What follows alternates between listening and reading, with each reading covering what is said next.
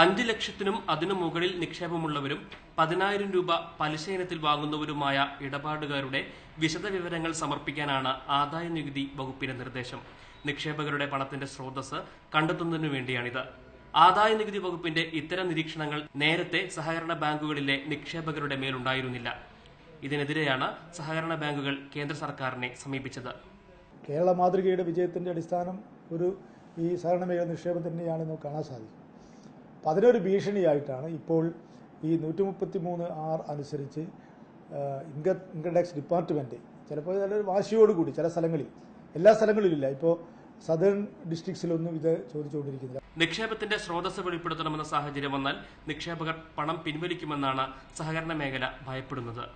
ആദായനികുതി വകുപ്പിന്റെ ഇടപെടലിനെതിരെ കേന്ദ്ര ധനകാര്യമന്ത്രി അരുൺ ജെയ്റ്റ്ലിക്ക് സഹകരണ ബാങ്കുകൾ നിവേദനം സമർപ്പിച്ചു. സംസ്ഥാനത്തെ MP-മാർ വഴി പ്രധാനമന്ത്രിയെയും കാര്യങ്ങൾ ധരിപ്പിച്ചു. ഇത് സംബന്ധിച്ച കൂടുതൽ ചർച്ചകൾ 10 ദിവസത്തിനുള്ളിൽ മുഖ്യമന്ത്രിയുടെ നേതൃത്വത്തിൽ കേരളത്തിൽ നടക്കും. അഭിലാഷ് നായർ, മാതൃഭൂമി ന്യൂസ്, കോഴിക്കോട്.